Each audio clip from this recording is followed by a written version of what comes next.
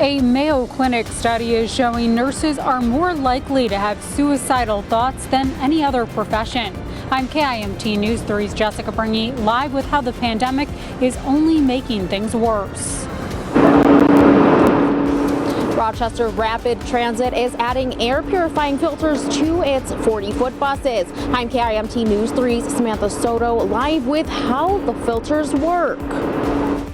Plus, a way to help those in need, how Riverland Community College teamed up with a nonprofit earlier today to serve the Austin community. And while temperatures are still into the upper 40s right now, I'm tracking temperatures as low as the middle 20s for tonight. I'll let you know what you can expect. KIMT News 3, coverage you can count on. This is KIMT News 3 at 5. And thanks so much for joining us for KIMT News 3 at 5. I'm George Mallet. And I'm Amy Fleming. First tonight, an alarming new study. Mayo Clinic researchers report nurses in the U.S.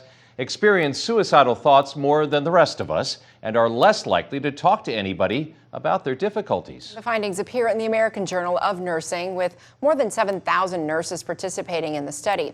KIMT News 3's Jessica Bringy joins us live from Mayo Clinic with how the trend continues to escalate as the pandemic continues. Jessica?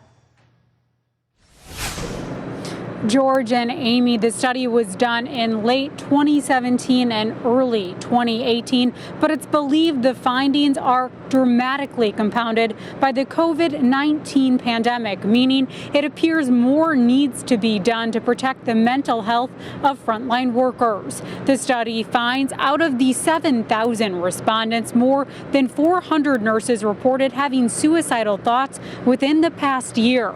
Those who reported also said they're less likely to seek professional help for their emotional issues, which researchers say means the situation needs urgent attention and practice-based interventions to address burnout and those suicidal thoughts.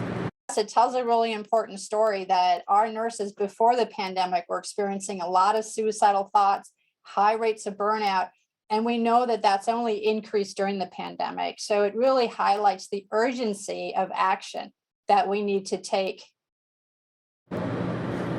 Mayo Clinic says the community can help healthcare workers by showing patience when seeking treatment, saying everyone is doing their best during the pandemic when caseloads are extremely high. Live in Rochester, Jessica Bringy, KIMT News 3. Thanks, Jessica. Mayo Clinic also says it's important to address the stigma surrounding seeking mental health care, as well as to remove barriers to such care. Addressing staffing shortages is also a way to improve the work environment for nurses across the U.S. And it's time now for a chilly weather update. Yeah, certainly a cold night if you're heading to a football game. Let's check in with Storm Team 3 meteorologist Ryan Knapp. Ryan, what are you tracking? Well, we are tracking some cooler temperatures than what we were even seeing last night. And when I say cooler, I mean almost 3 to 4 degrees colder than what we even saw yesterday. So behind me right now, we are looking at a beautiful Rochester. 48 degrees right now. Feels like it's 48 degrees. And although there is a north wind at 3, we are not really seeing any feels like at the moment. So not really much of a wind chill. But we do have some upper level clouds still really kind of coating the sky right now. A lot of blue sky, a lot of sunshine as well across the area today. Temperatures, though, still rather uniform into more of the middle 40s, upper 40s. We're also still seeing some 50s along the Mississippi right now, which is where we would expect to see some of those warmer temperatures, at least as to what we have seen over the last few days. But as we work into tonight, we are tracking, like I said, colder temperatures again. We have that freeze warning in effect on Saturday from 1 a.m. to 9 a.m. So as you head out the door tomorrow morning, expect there to be frost and even ice again on the cars, similar to what we even saw this morning, as temperatures will be sub-freezing for tonight. I'll have a full check of what you can expect for tonight, as well as another look at the weekend forecast coming up here in about 10 minutes. All right, we look forward to that. Thanks, Ryan. Well, over the past few months, we've told you about this. Rochester Rapid Transit has been outfitting its 40-foot buses with advanced air purification filters. KIMT News 3's Samantha Soto joins us live downtown to tell us about these systems and how they work. Sam?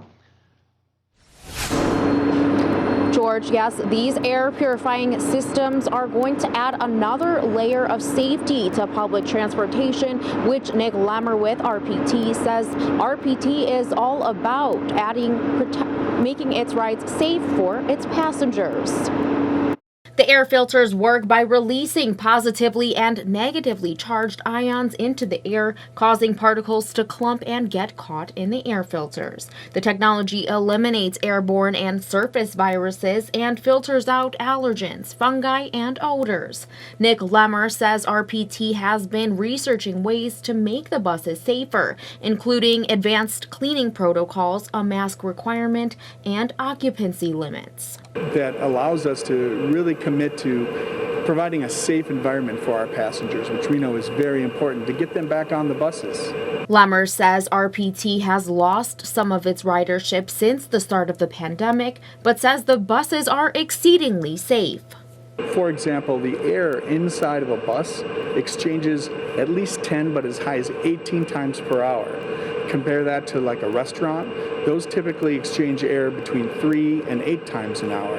Gail Samich tells me she takes the bus every time she has to travel to Mayo. Yes, the air purification and the masking, I think it's fantastic. Lemmer also tells me the RPT drivers believe the air quality is noticeably different. As of now, the city has equipped all of its vehicles in the fleet with this technology. Live in Rochester, Samantha Soto, KIMT News 3. Thanks, Samantha. And as RPT is working to rebuild its ridership, city leaders are encouraging riders to share their thoughts about the transit development plan. And we have a link to the survey posted at KIMT.com. We reported yesterday about a fire that occurred in Pine Island, and the Olmsted County Sheriff's Office gave us more details regarding the case. The Sheriff's Office says a woman was forced into her car by her ex-boyfriend, Michael Drury, who grabbed her by the arm, pulled her outside, and told her to get in her car. The two ended up at the woman's home in the 1000 block of 7th Avenue Southwest, according to the Sheriff's Office. A perimeter was set around the home, and Drury yelled that he was going to burn the place down. Riverland Community College and Clues, a Hispanic nonprofit, are teaming up with Channel One Regional Food Bank to serve the Austin community. Students and staff from the college and the nonprofit are running a food drive to help people in need. Roughly 20 volunteers are part of the effort. Members from Clues and RCC staff and students expect to serve over 200 people, and the food drive wrapped up at the top of this hour. The Minnesota Department of Health is reporting 2,150 new COVID-19 cases and 22 more deaths. That brings the state's total positive case number to 770,246. The death toll is now at 8,537. Minnesota's positivity rate keeps showing signs of decline. It's now at 7.9% after reaching a high of 8.5% last week. More than 74% of us Minnesotans 16 and older have gotten at least one dose of a COVID-19 vaccine. He died in a car crash chasing a suspect who was wanted.